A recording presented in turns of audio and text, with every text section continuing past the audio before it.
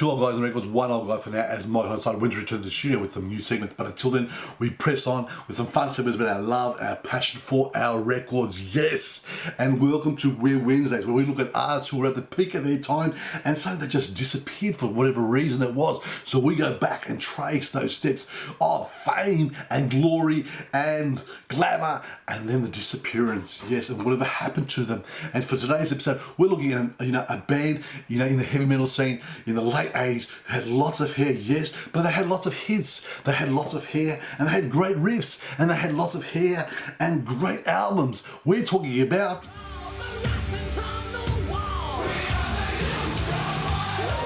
Skid Row. What an amazing heavy metal band of the late 1980s, and what an amazing debut album that I'm holding. A little bit of background about the band Skid Row. Yes, the core of the band is of course BALLAD on bass and of course the Snake Sabo on guitar. They recruited Hill on guitar and Alfuso on drums, and to cap it off they got Sebastian Bach on vocals. So they were ready to go. Now, there's a great story because John Bon Jovi of Bon Jovi and the Snake Sabo were very, very good friends, to the point that the Snake was actually the guitarist of the early formations of Bon Jovi before Rich Jambora came in and took over. Yes, but the two friends would promise each other that whoever makes it first will help the other.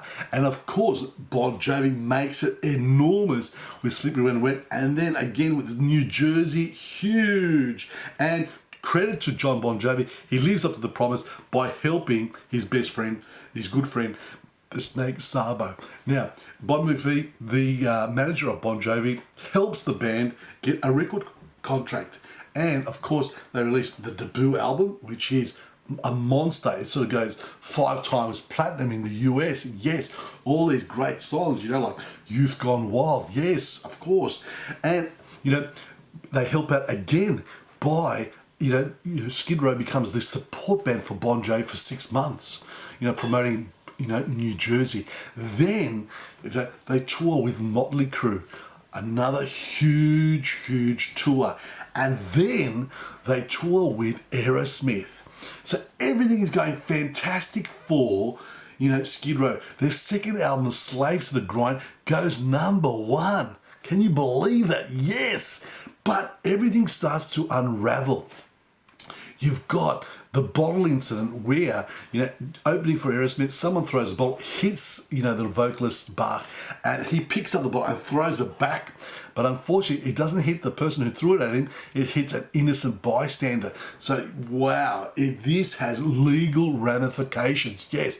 And then to top it off, in another incident, Bach wears a t-shirt where it sort of says, AIDS kills fags dead. Right? So, to promote Slave to the Grind, they offer the up-and-coming band Nirvana a supporting act slot, and Nirvana, Kurt Cobain, says, no way, we don't want to get involved with a homophobic band. Yes, so Skid Row, things are unraveling.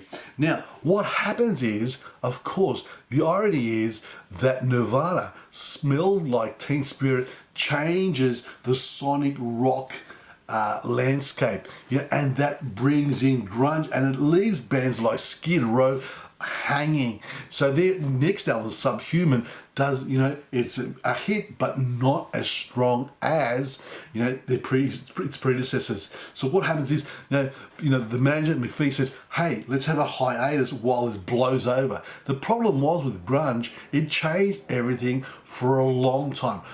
Metal was not going to be the same as it was in the 1980s. Forget about it. Now, so you've got all these bands of, the hair metal, glam metal, whatever you want to call it in the 80s, waiting for this to go over. And, of course, there's lots of tension and lots of friction and what to do.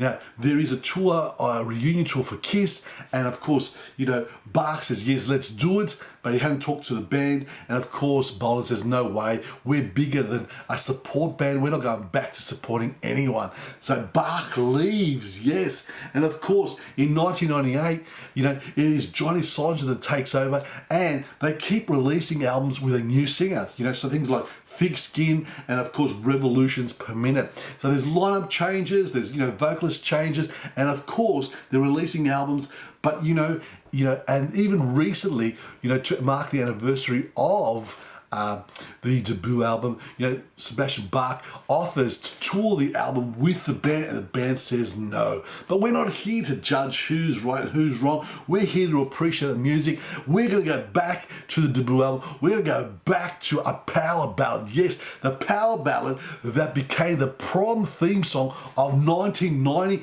I'm talking about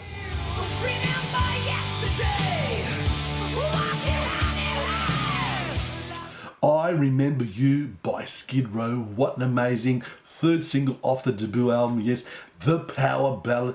It's ironic that these heavy metal bands who thrive on loudness, thrive on the riffs, thrive on being heavy, and yet the power ballad is iconic on the album. Now, this power ballad was written by BALLAD and Sabo. Now, they had written it and were playing it live for some time, you know, and it was the females in the crowd that used to love it, and they were hesitant in including it in the actual debut album. But of course, management and Bach sort of insisted this is an incredible song, and they included it. Yes, it went to number 6 in the USA, it went to number 2 in New Zealand, and the top 20 in so many other countries. Okay, and of course, Bach later on said that this was the prom song of 1990. Yes, you know, I love so much about it. I love the acoustic intro, the acoustic outro right at the end, that whole circular structure of the song. You got the solo guitar, and you know, it becomes mellow, and then the drums kick in, and you know, we're leading, you know, into the outro, and you've got the passionate vocals of Bach sort of saying, I remember you. Yes, of course, you know, remember yesterday, walking hand in hand. No wonder it was a prom song, you know, no matter what it was. But yes, like I said, I love it. I love the line where it says love letters in the sand. You know, what a classic metaphor. You know, love letters, you know, with the alliteration in the sand, with the sand moving. You know, I hope I remember you after so many years and decades. So a great song by Skid Row, I Remember You. Yes, it is a power ballad. I haven't gone for those riffy heavy metal songs, but I will see you next Wednesday. We're another We're Wednesdays. Don't forget to like us on our Facebook page, subscribe to our YouTube channel, and send in those comments. Did you like Skid Row? Did you like I Remember You? I look forward to your comments. Thank you. Bye.